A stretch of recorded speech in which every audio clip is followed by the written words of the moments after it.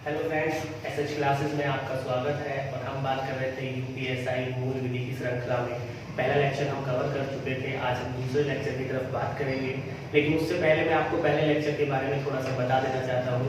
हमने अपने पहले लेक्चर में जो बात करी थी वो लॉ की बात करी थी कि लॉ क्या है। तो इसके दो प्रकार बताए थे आपको। पहला बताया था सब्सटैंटिव लॉ और दूसरा बताया था आपको प्रोसीजरल लॉ। प्रोसीजरल लॉ में हमने सीआरपीसी को रखा था 1973 और सब्सटैंटिव लॉ में हमने आईपीसी को रखा था आईपीसी 1860। इसी दिशा में हमने आईपीसी के संबंध में बात कर ली थी। हमने सीधी धारा 34 की बात कर ली थी हमने, जो हमारा सामान्य आशय को बताती है। सामान्य आशय में बता दिया था कि यदि दो चार लोग होते हैं वो मिलकर किसी भी काम को अपने समान आशय को पूरा करने के लिए करते हैं, तो उस दिशा में किस तरह उनकी जो सोच है उसके विषय में बता दिया था कि अगर उनकी एक सी सोच है तो उसके संबंध में हमने बात कर ली थी।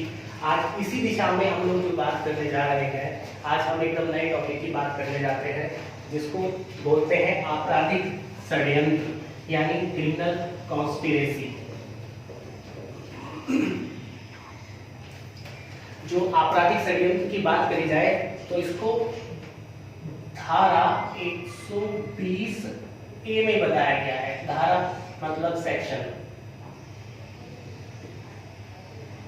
120 ए में बताया गया है और ये बोलता है कि यदि दो व्यक्ति मतलब दो या दो से ज्यादा व्यक्ति किसी ऐसे काम को जो अपने आप में अपराध है, अगर कोई भी ऐसा कार्य है जो अपने आप में अपराध है उसको करते हैं, या कोई भी ऐसा कार्य जो अपराध नहीं है।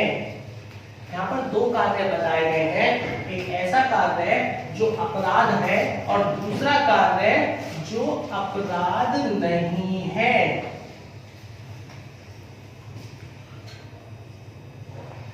दो कार्य बताए गए हैं, पहला अपराध है और दूसरा अपराध नहीं है। जो अपराध है उसे किसी भी साधन से किया जा सकता है। वो साधन चाहे तो वैध हो या अवैध हो। वहां पर साधन कोई मायने नहीं रखता कि साधन चाहे वैध हो चाहे साधन अवैध हो, यानी इलीगल या फिर लीगल की बात नहीं करी गई है। लेकिन कोई भी ऐसा कार्य जो अपराध क्राइम नहीं है लेकिन उसको अवैध साधनों के द्वारा किया जाता है। कोई भी ऐसा कार्य है जो अपराध है तो उसके पीछे साधन की कोई बात नहीं करी गई है। साधन वैध हो सकते हैं, अवैध हो सकते हैं। वैध वो होते हैं जिनको गवर्नमेंट की परमिशन होती है, अवैध वो होते हैं जिनको गवर्नमेंट की परमिशन नहीं होती है। अगर उसको किया जाता है तो वो अपराध ही रहेगा। लेकिन कोई भी ऐसा कार्य जो अपराध नहीं है लेकिन उसको अवैध साधनों के द्वारा किया जा रहा है तो भी वो अपराध हो जाता है। अगर उसको अवैध साधनों के द्वारा किया जा रहा है।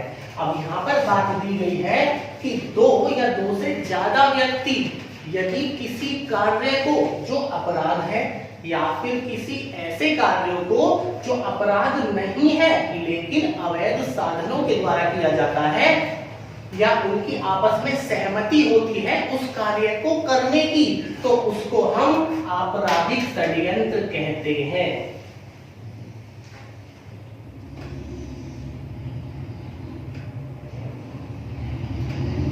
उसको आपराधिक षड्यंत्र यानी क्रिमिनल कॉन्स्पिरेसी के अंतर्गत रखा जाता है।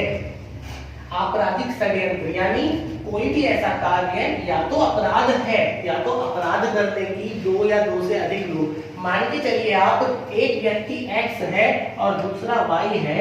ये दो व्यक्ति हैं जो चाहते हैं किसी व्यक्ति का मर्डर करना।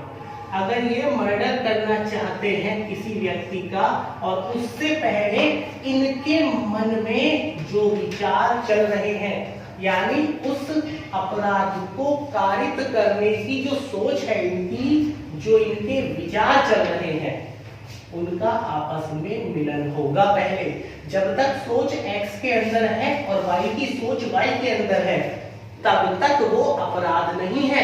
लेकिन जैसे ही इनकी सोच आपस में मिलकर बाहर आ गई, दैट इज वो आपराधिक षड्यंत्र हो जाएगा। षड्यंत्र यानी उन्होंने कोई अपराध करने की सलाह मिला ली है। अगर कोई भी अपराध करने की सलाह मिला ली जाती है तो उस दिशा में कोई भी कार्य हो या कार्य न हो, वो अपराध की कैटेगरी में आ जाती है, क्योंकि आपराधिक षड्यंत्र अपने आप में एक अपराध माना जाता है। लेकिन यहीं पर कहानी बदल जाती है।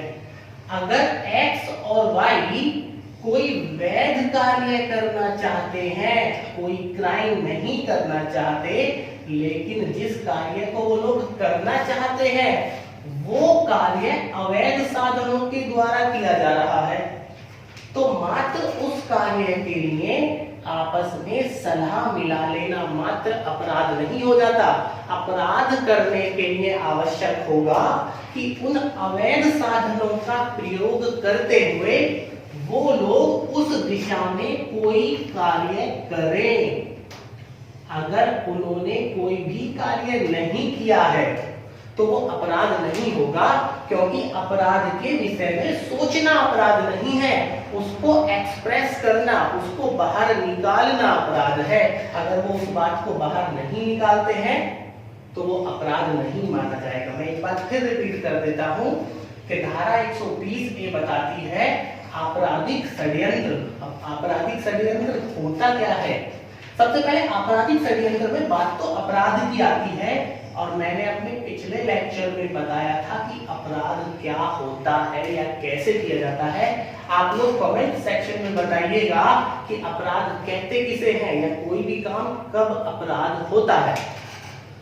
अपराध की बात करते हैं। आपराधिक षड्यंत्र में सबसे पहले जब अपराध की बात आती है कि दो या दो से ज्यादा व्यक्ति होंगे, वो कोई भी ऐसा कार्य करे जो अपने आप में अपराध है, या फिर कोई ऐसा कार्य करे जो अपराध तो नहीं है लेकिन वो अवैध साधनों के द्वारा किया जाता है, तो उस कार्य को करने का जो ये लोग प्लान बनाते हैं, जो आपस में सहमति को जताते हैं, उसी को हम आपराधिक षड्यंत्र कहते हैं।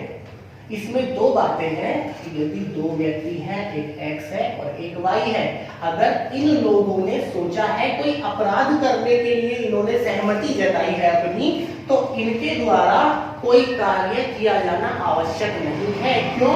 क्योंकि आपराधिक षड्यंत्र कर लेना अपने आप में अपराध है।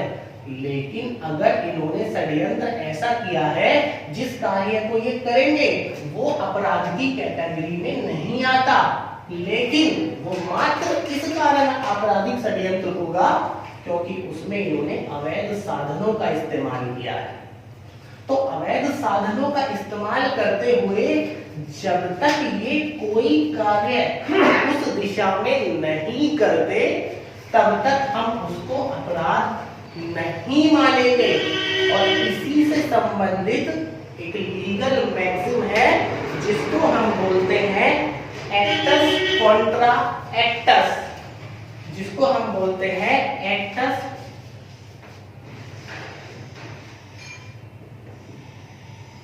Contra acts. इसका मतलब होता है कि प्रतिज्ञा के बदले प्रतिज्ञा और कार्य के बदले कार्य।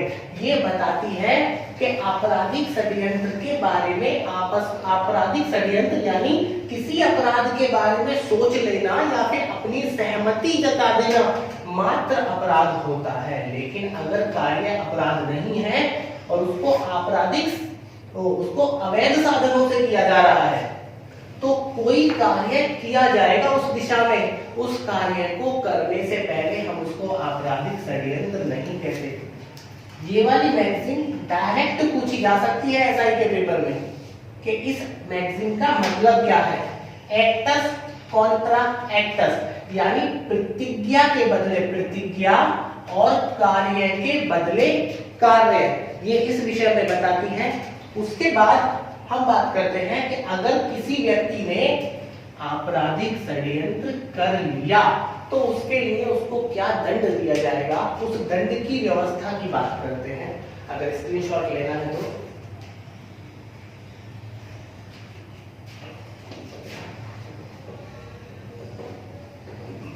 हमने बात करी धारा 120A की, जो बताती है कि आपराधिक षड्यंत्र होता क्या है। लेकिन अब जो धारा की बात करते हैं इससे जस्ट अगली धारा है 120B, जो बताती है आपराधिक षड्यंत्र का दंड। ये दंड के विषय में बताती है और दंड के विषय में बताने का कार्य इसने ऐसे किया है कि अगर कोई व्यक्ति या कोई लोग जो दो है या दो से ज्यादा है मृत्यु या फिर आजीवन कारावास,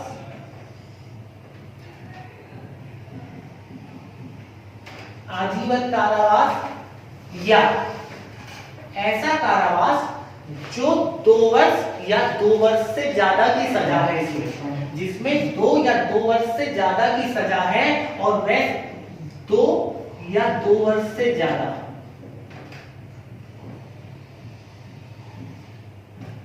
और ये जो कारावास होगा या 2 वर्ष से ज्यादा का कारावास, ये कारावास 2 प्रकार का होगा, एक तो कठोर, एक साधारण। मैंने आपको लास्ट लेक्चर में बताया था कि हमारा साधारण कारावास और कठोर कारावास कौन कौन सा होता है, तो आप कमेंट करके बताइएगा। लेकिन फिर भी अगर आप लोगों ने हमारी पिछली वीडियो नहीं देखी है तो आप लिंक ले लीजिएगा इसके नीचे डिस्क्रिप्शन में से और उसको देखने के बाद ही इसको देखिएगा, क्योंकि बहुत सारी टर्मिनोलॉजी ऐसी आएंगी इस वाले लेक्चर में और आने वाले आगे लेक्चर में जिनको मैंने एक्सप्लेन किया था लास्ट लेक्चर में, और जब तक वो टर्मिनोलॉजी आप लोगों को समझ में नहीं आएगी तब तक मेरे आने वाले लेक्चर या फिर ये वाले लेक्चर में आपको कठिनाई हो सकती है। इसलिए आप सबसे पहले उसको देखें तब आगे इसको देखें। 2 प्रकार का कारावास, एक कठोर और एक साधारण। यानी अगर कोई भी व्यक्ति इस प्रकार का आपराधिक षड्यंत्र करते हैं कि यदि उस आपराधिक षड्यंत्र से जो अपराध होता है उस अपराध की सजा या तो मृत्यु है या आजीवन कारावास है या फिर 2 या 2 वर्ष से अधिक के कारावास की सजा उसमें दी जाती है, और आईपीसी में, आईपीसी यानी इंडियन पेनल कोड, आईपीसी में उस आपराधिक षड्यंत्र को के विषय में कोई सजा का प्रावधान नहीं है।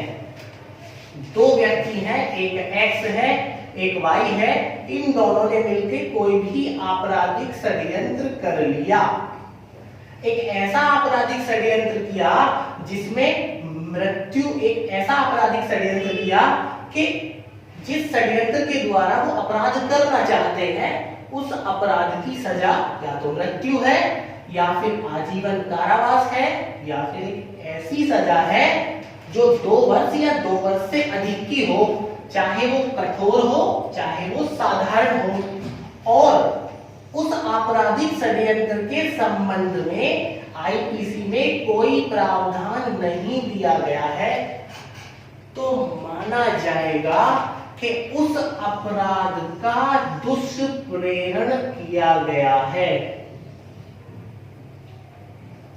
ये एक नया वर्ण है जिस पे हम अलग से चर्चा करेंगे, फिर भी मैं थोड़ा सा बता देता हूं।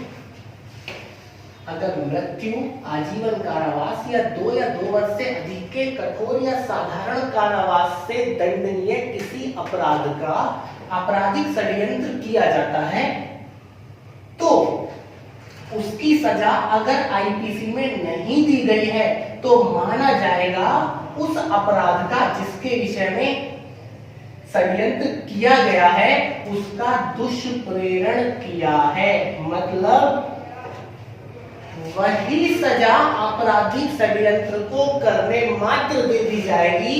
अगर मृत्यु का अपराध था तो आपराधिक षड्यंत्र की सजा मृत्यु होगी, अगर आजीवन कारावास का अपराध था तो उसकी सजा आजीवन कारावास होगी, या अगर 2 वर्ष या 2 वर्ष से अधिक का कारावास था तो उसकी सजा वो ही होगी जैसी कि उसमें दी गई है।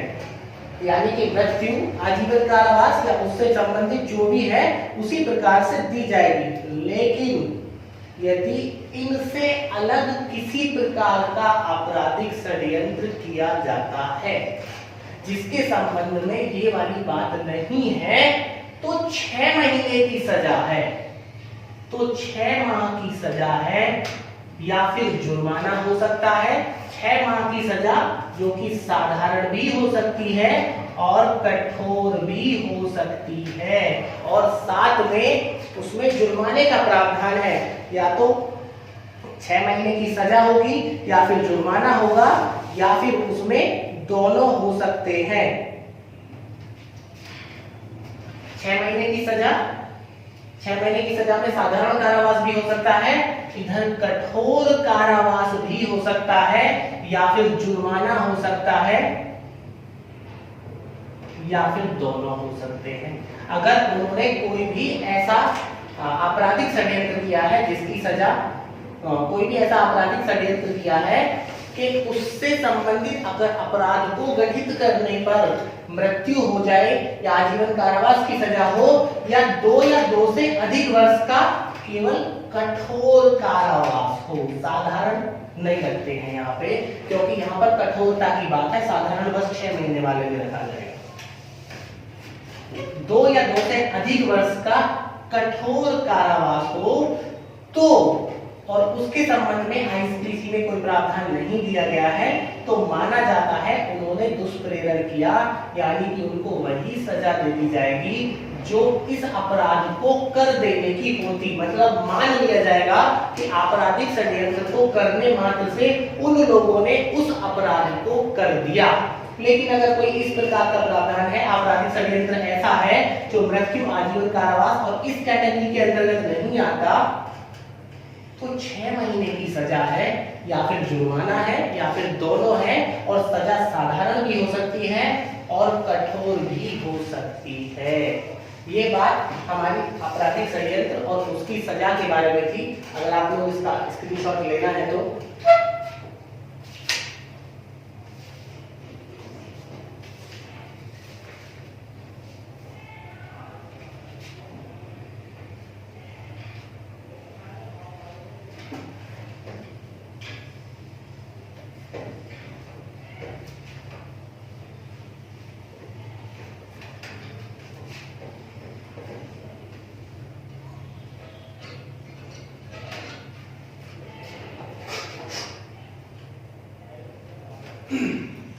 अगली बात करते हैं हम दुष्प्रेरण की।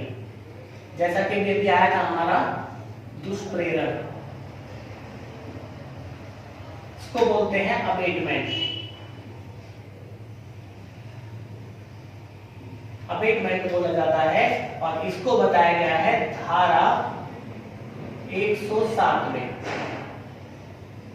धारा 107 में बताया गया है दुष्प्रेरण। आखिर दुष्प्रेरण कहते किसे हैं? तो दुष्प्रेरण होने के लिए सबसे पहली कंडीशन है कि अगर कोई भी व्यक्ति किसी भी कार्य को किसी व्यक्ति को करने के लिए उकसाता है,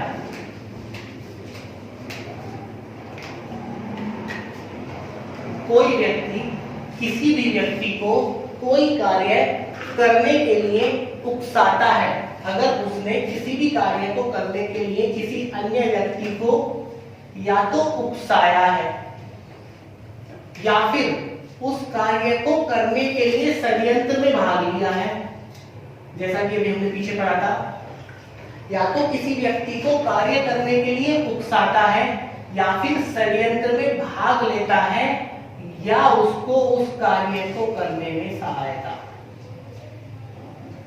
उसको सहायता देता है। ये 3 कंडीशन रखी गई है कि किसी भी व्यक्ति को कार्य करने के लिए उकसा देना। जैसे मान के चलिए एक्स है जो वाई को बोलता है कि तुम जेड के घर में चोरी करो। अगर ये बात रखी जाती है कि x अगर y को बोलता है कि तुम z के घर में चोरी करो, तो x ने y का दुष्प्रेरण किया। अगर x y को बोलता है कि तुम z के घर में चोरी कर लो या z को मार दो या कोई भी ऐसी बात कर दो, तो इसका मतलब है x ने y का दुष्प्रेरण किया, और उस दुष्प्रेरण की सजा की बात अब आगे करेंगे। जब x इसका दुष्प्रेरण करता है, ये पहली कंडीशन बात हो गई, या फिर मान के चलिए कि ये दोनों मिलकर षड्यंत्र कर ले, षड्यंत्र वाली बात आ जाए कि इसने इस z को नुकसान पहुंचाने के लिए y के साथ किसी षड्यंत्र में शामिल हो गया।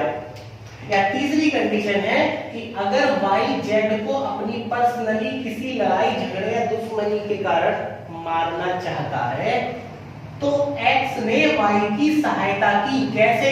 y को हथियार दे दिया या फिर जहर दे दिया ताकि वो z को मार सके। तो इस संबंध में माना जाएगा कि x ने y का z को नुकसान पहुंचाने के संबंध में दुष्प्रेरण किया है। और जब यह इस तरीके से दुष्प्रेरण माना जाएगा, तो उस दुष्प्रेरण की कंडीशन में क्या होगा कि जो x है, x को दुष्प्रेरक कहा जाएगा, यानी अबेटर।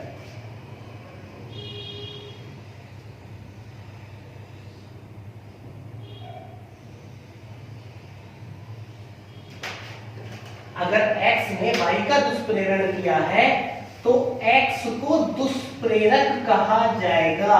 और दुष्प्रेरक की परिभाषा, दुष्प्रेरक कौन होता है, इस बात को धारा 108 में बताया गया है।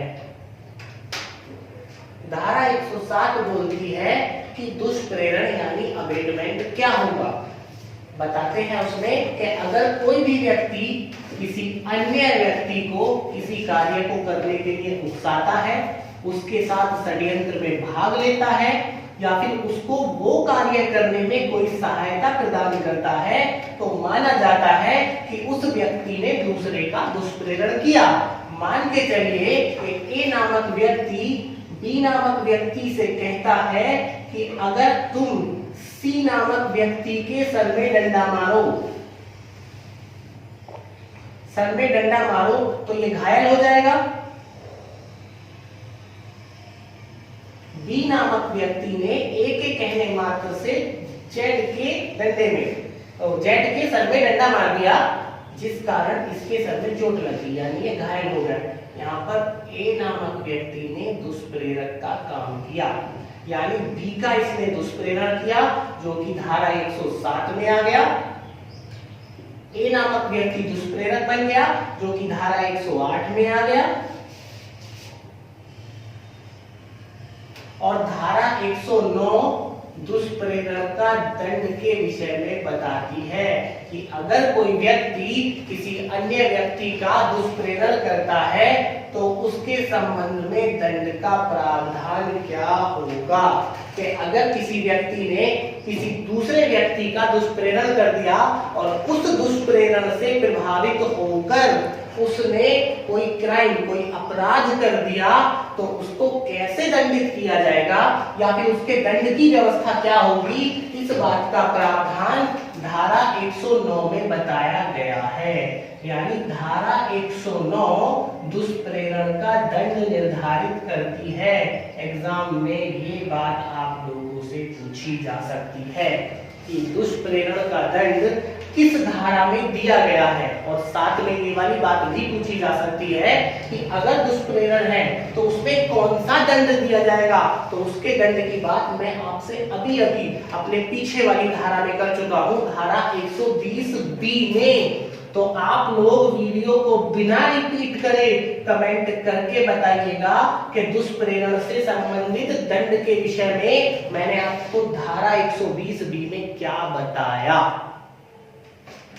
मैं इस बात को आज यहीं पर रोक देता हूं, क्योंकि धारा 120 में मैं आपको दुष्प्रेरण के दंड के विषय में पहले ही बता चुका हूं, तो इसलिए इसकी बात नहीं करता। आप लोगों के कमेंटों को देखने के बाद ही मैं आगे बात करूंगा कि धारा 109 क्या कहती है, आपकी दुष्प्रेरण के दंड के विषय में क्या कहती है। आप लोग अपना अपना थोड़ा सा दिमाग लगाइएगा और कमेंट में आंसर करिएगा कि आखिर क्या होगा उसमें इस तरीके से। साथ में एक और बात, आप लोगों के लिए 2 सवाल लेके आया था मैं, आप उनका आंसर भी करिएगा।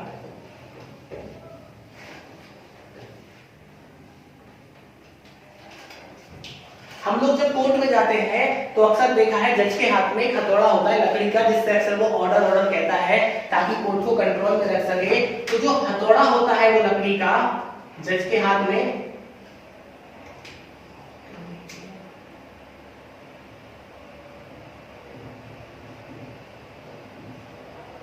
जो जज के हाथ में लकड़ी का हथौड़ा होता है उसका नाम क्या होता है? कमेंट करके बताइएगा। आप गूगल से सर्च करिए, किताबों से सर्च करिए, जहां से भी सर्च करना चाहते हैं वहां से करिए और कमेंट में लिख के बताइएगा कि उसका नाम क्या है। दूसरा, उस जज के ठीक साइड में या थोड़ा सा पीछे को एक मूर्ति होती है जिसकी आंखों पर पट्टी बंधी होती है और हाथ में तराजू होती है। उस मूर्ति, उसको न्याय की देवी बोलते हैं, उस न्याय की देवी का नाम क्या है? आप लोग कमेंट करके बताइएगा उसका नाम क्या है। और साथ में वीडियो को आप लोग शेयर करिएगा, लाइक करिएगा, और ताकि चैनल मोनेटाइज हो जाए। आगे की बातें करेंगे आपसे एक नए टॉपिक के साथ। और धारा 109 के विषय में मैं आपको कमेंट पढ़ने के बाद ही बताऊंगा। आप लोग बताइए कि धारा 109 में जो हमारा दंड दिया गया है दुष्प्रेरण के विषय में, वो कुछ लगभग 120 से संबंधित है। तो आप लोग बताइएगा कि 120 में क्या है। Thank you.